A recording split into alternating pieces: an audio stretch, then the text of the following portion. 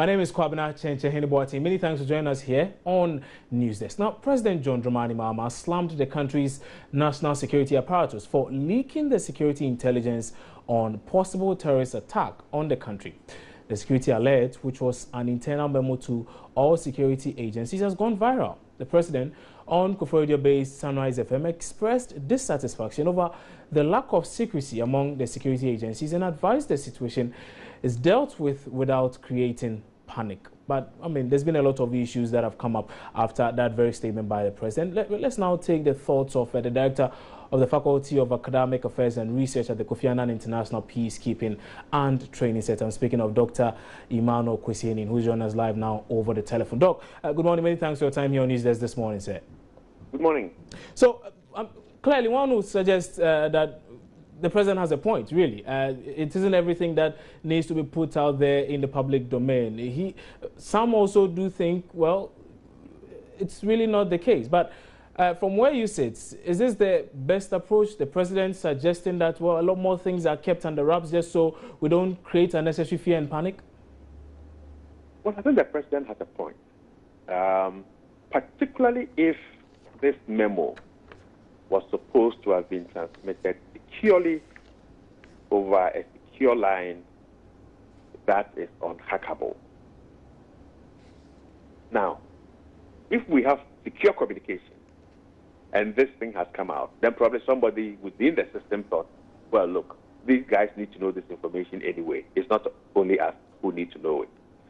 So I think it raises the question as to what levels of information should be made available to the public in situations where, in situations of insecurity.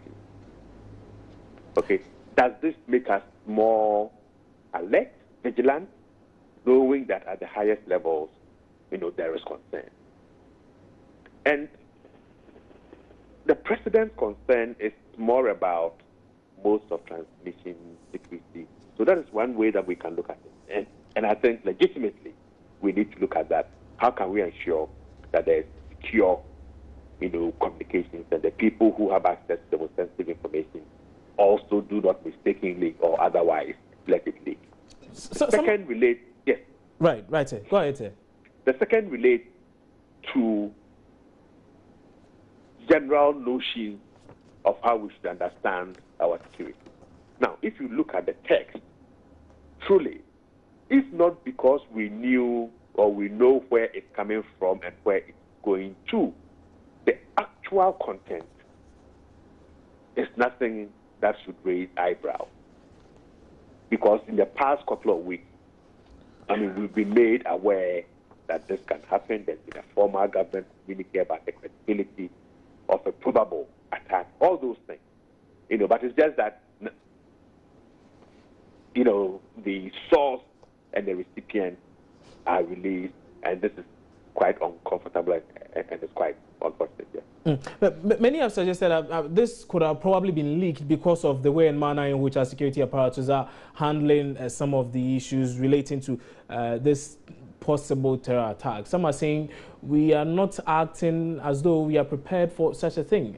And maybe because of such an instance, probably from within, such concerns from within, they felt it necessary to leak this information, particularly to the media. Oh, no, there are times when the preparatory process must not be so overt. Sometimes it doesn't help make people secure if the protection or the protective apparatus is so obvious. Okay? Were we to see people with guns and we've seen the striking force, occasionally when they dress for the Independence Parade, were we to see them in hotels, schools, churches, markets, I think that would make us much more insecure. So people in Mufti, the rapid response teams, the provision of hotlines, those are things that are necessary. They are done. They are not almost always too obvious. Now, The second part to this is the role of ordinary citizens as first responders, and therefore what are the kinds of things that we need to look out for. Okay, so there's a lacuna there in terms of the information that we need. But irrespective of the president's concerns, which truly I think are legitimate, we need to move one or two more steps. How do we build a cooperative and a collaborative, security response infrastructure, particularly in this period of instability, uncertainty, fear, and all that? And I think the formal security institutions must actually make that effort in saying, look, guys, we need your help. Can you please try and help us a little bit? Okay, these are the information that we need. But please don't also send us information that you know is deliberately false. Kwame and Kojo have gone to chase somebody. Kwame gets it, and therefore I'm going to report Kojo. No.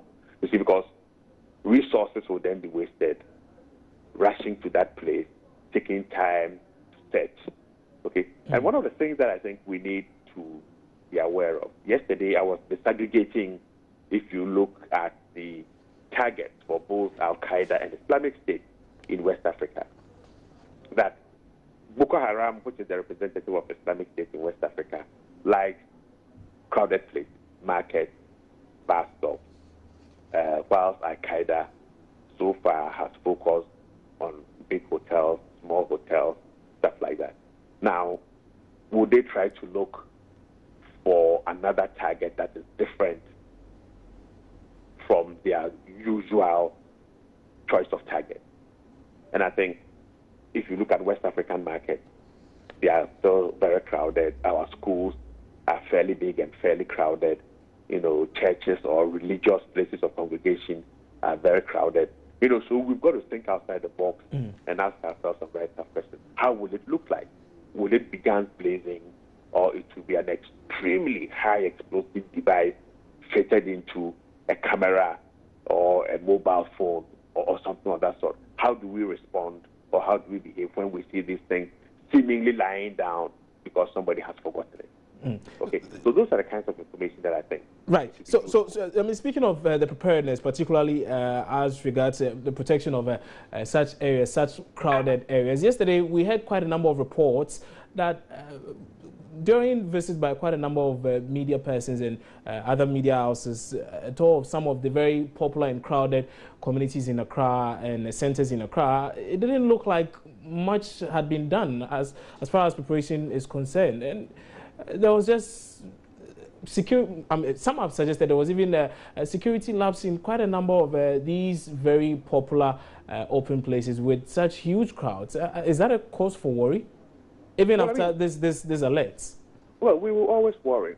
But let me, for the sake of your listeners and for the sake of all of us, take a couple of steps back. Right. Now, if you remember, since 1991, when the Archer Commission report on the Ghana Police Service, for example, came out, and the subsequent white paper in 1993, at that point, Archer had argued very eloquently, the report on the Ghana Police Service, that we needed a certain increase, a proportional increase in the Ghana Police Service to the population.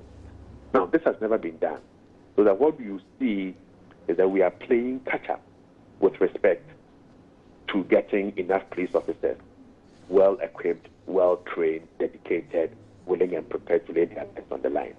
So the nature of our security policy making is not nuanced enough, and more often than not, is too partisan. The second is that yesterday I was quite happy when I heard some parliamentarians saying, oh, but we need to retool and re-equip the military.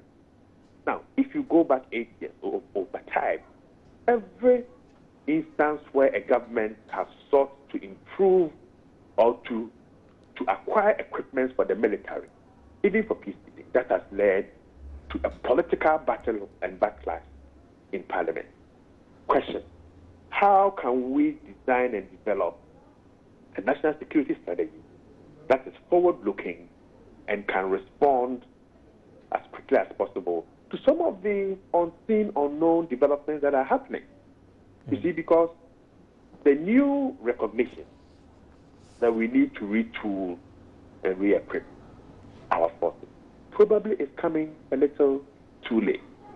Okay? So, recognizing that West Africa is changing and the operational environment within which we are located is dangerous, can we have a conversation in Parliament among the key political parties and key analysts who understand these issues as to how to equip our forces to be able to protect us?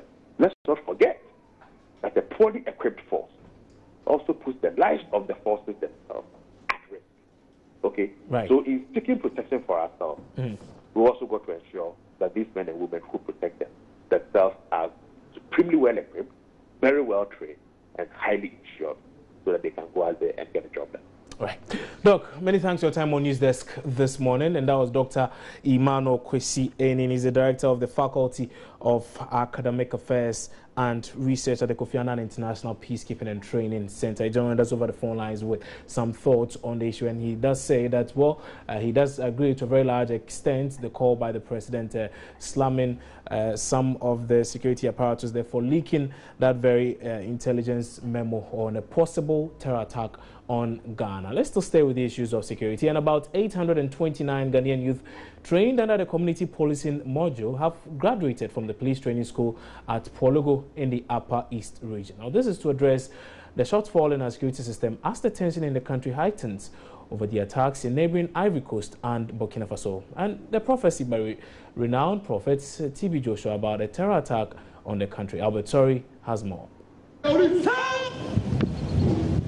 Out of the 829 youth who graduated from the Pwalugu Police Training School as community policing assistants, 365 will be deployed to the northern region, 313 to the Upper East, and 151 to the Upper West regions. Director of the Pwalugu Police Training School, Edusa Opoku, charged the new community policing assistants to make the security of their various communities paramount as the country battles to ensure safety across our borders. They were also encouraged to show professionalism in the discharge of their duties. You have been trained on how to interact with community members and know their security concerns. If they are away to work, you should be patrolling on their street and paths so that you can give a tip-off to the police. Let us see you. Let the community benefit from you. Those are the roles that we want you to play.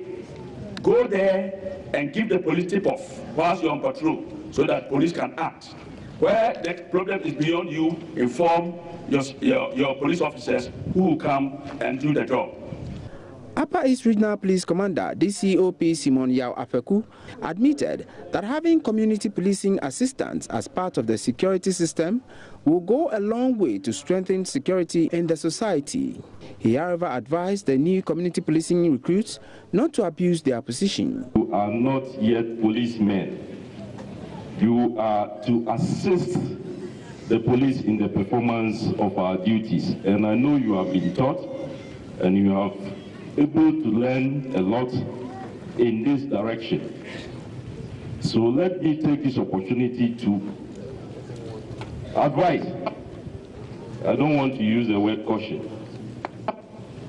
That you stay away from anything, any attitude, any habit. And that is what is going to make your future.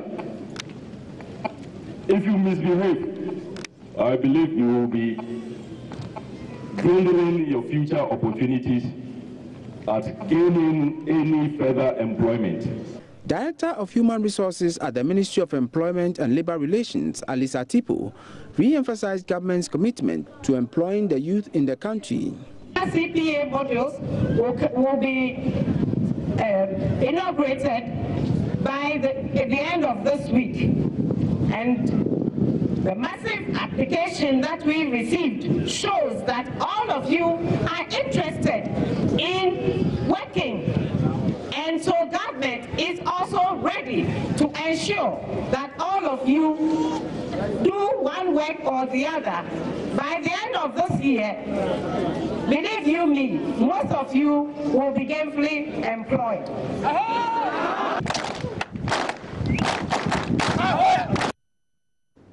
Well, let's still stay with some issues of security, and this time around to the Upper East region again. And the chief of Navio in the Upper East region, who fled his palace following attacks on his life by the youth of the area, has returned to the community.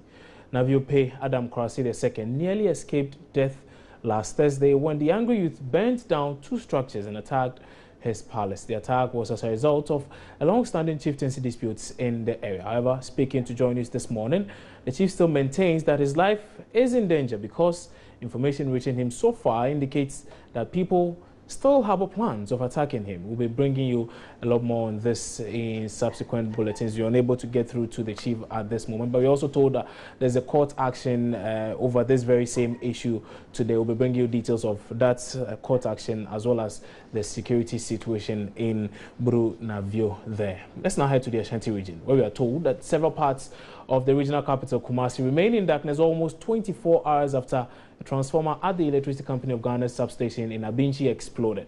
Several wires and underground cables were affected in the explosion, plunging the town into total darkness. Amani Erastus Saidonko has details and is joining me now on phone with more. So, Erastus, good morning. Thanks for joining us. Can you tell us how widespread this problem was? I mean, between last night and today, how widespread is the problem, and whether or not anything has been done about the situation as we currently speak?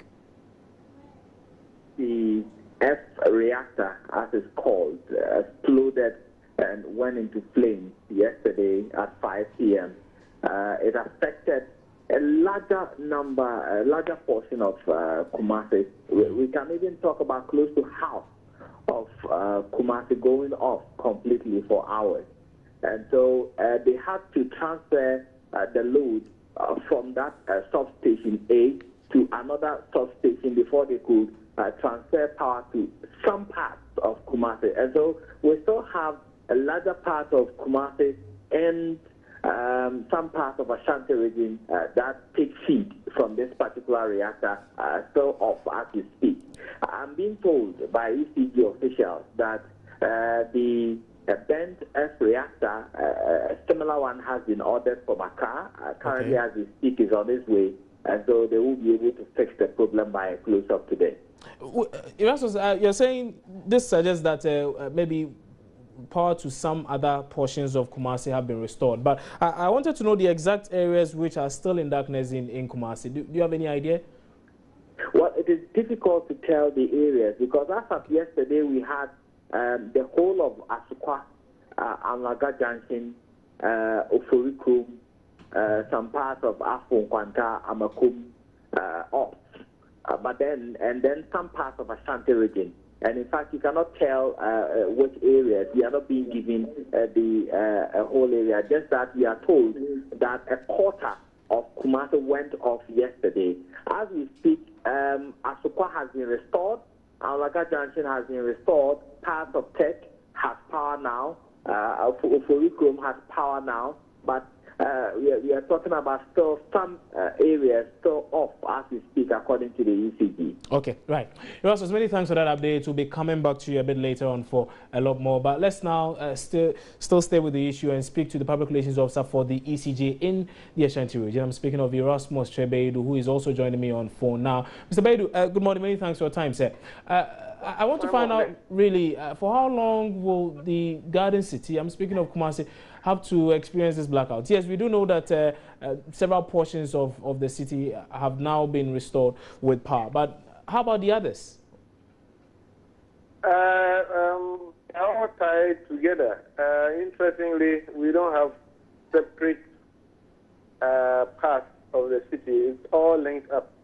And so what happened yesterday affected Kumasi and other areas. Okay. And so if we're going to do some re-engineering to take the load for other places, yes, that is the situation. And so other places are also having light the same way as some parts of Kumasi are also having supply. Okay. What is going on is that we are seriously working hard around the clock to make sure that by close of work today, at least we should be able to pick about 90% of our customers. And by 48 hours, everybody should be on supply. Okay, so as things stand now, we have, say, 50% of residents of Kumasi being restored with power. We've gone beyond 50%. Now we are around 60 to 70%. Okay. And so we are working hard and making sure that at least we're able to isolate the portions that got bent and then transfer load across the substations that were not affected. And then also making sure that we replace the bent equipment as soon as possible. And so we are making sure that all things being equal, by close of work today, we should pick a lot of the loads and leave the very, very critical ones for tomorrow. So that's what is going on now. Okay, so one thing I want to find out from you, you're saying you're transferring load from this very substation to other substations just so everybody can get access to power. But really, in the process of transferring these loads onto other, is it not going to create too much congestion or pressure onto the existing facilities? Yeah, that's a temporary arrangement. A temporary arrangement. And so that's why I'm saying that within 48 hours, we should be able to bring the whole load on and the normal balancing mode so that at least the access will not suffer so much. All things being equal, we have another BSP at Angomaso, which is a new one, and it's taking some of the load. And so the others we are transferring to some of the load centers in the city, like Swame, Junase, Neoplan Station, another area. And that's what I said, we are doing some engineering work, and we hope that we'll be able to manage it as it is. All right. Right. Many thanks for your time. But just before we go, I wanted to find out whether or not you've been able to identify the cause of this explosion. It is still very, very technical, and we've not been able to put our finger to it exactly. So then how is it going to be fixed? We have a very strong technical team, and we should be able to do that. And so there's no problem, no cause for alarm at all. Okay, so I'm just trying to reconcile a few things because what you're suggesting is that at this point in time, we still don't know what caused the explosion. Yet we're able to forecast that in the next 48 hours, the whole system will be restored and everything will be back to normal. Yes, investigations are ongoing. As I told you, it's very technical because our system is linked to the VRA and Greco systems. And so we are trying to find out all these things, and then our outgoing feeders and all that. That's why I said it's very so just give us some time and to be able to do that. Okay. Mr. Baidu, many thanks for your time on News Desk this morning. Erasmus Baidu is the Public Relations Officer for the Ashanti Regional Branch of the Electricity Company of Ghana. He tells us that, close to 70% of power has been restored to residents of Kumasi. They're still working on getting the other 30% back onto the grid. He's saying that they are now having to move load onto other transformers while they fix this very one that exploded at Abinchi in the region. They'll be bringing a lot more also on this a bit later on. But let's now turn our attention to some very sad news, and right down here in the capital, Accra. And the funeral of the murdered Ibuako North MP, Joseph Boakye Dankwedo, is underway at the forecourt of the State House here in Accra. The funeral is being attended by dignitaries from all walks of life, including the leadership of Parliament. Both President John Dramani Mahama and the flag bearer of the New Patriotic Party, Nana Addo Dankwa Akufo-Addo, are expected to be there. The remains of the MP will be laid in state for viewing between Friday and Saturday, after which it will be conveyed to his hometown, Chimtafo, in the Eastern region for burial. The opposition lawmaker was stabbed multiple times to death at his East Legon residence in February. The police has arrested the prime suspect, Daniel Esiedu. Preliminary investigations suggest that the assailants may have used the ladder to enter the MP's room via his window to execute their plan. But let's now head to the forecourt of the State House and get in touch with our man on the ground, Derek Ekosam, who's now joining us with a lot more on what has been transpiring so far. So, Eko, I mean, it's been a sad morning for family and friends of the politician. Can you really describe more of the mood to us? Komna, it's sad, it's sullen, it's morose, and these few words describe the mood of the people who are here at the forecourt of the State House to pay their last respect to the late former Member of Parliament for Pwalugu North Constituency, Joseph Pwalugu.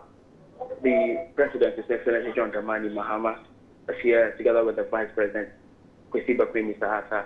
Those are former President Jerry John Rawlings and John Ajikun before here as well, Chief of Staff, Bill Sebra is here, the flag bearer of the new Patriotic Party, Nana Akufo-Addo, and the Vice Presidential candidate, Dr. Mahmoud Bawumia, are also here. We also have the National Chairman of the NDC, Kofi Kwatosi, also here as well. We also have friends and sympathizers of the late MP here. As I speak to you right now, tributes have been read from family and friends. Not too long ago, we had members of Parliament reading tributes to their late colleagues. Nana Akufo-Addo has also read the tributes on behalf of the New Patriotic Party as well, and on his he also read his own tribute as well. His wife has also read her tribute as well. It's a pretty sad atmosphere here at the State House. Black as the color of the day here, Governor. We are seeing visuals now from the forecourts of the State House. We've seen persons like His Excellency John Dramani Mahama. We've also seen former President Flight Lieutenant Jerry John Rawlings. We've seen Pwalugu Afoko. We've seen Nana Akufo-Addo and quite a number of other dignitaries. Really, what have they been saying this morning? Well, most of them are sad. They are eulogizing their former friends. Let me also add that Ambassador former General Secretary Samekra, Coordinator on is here. There's also Samekra, but so together with Pwalugu and Afoko. One other person to speak about is Lord Watson from the United Kingdom. He's a close friend to the late MP. It's actually really in the council, but it's here a pretty sad situation for him. So friends and sympathizers here have described the man as somebody who would opt for peace ahead of violence, somebody who was a unifier.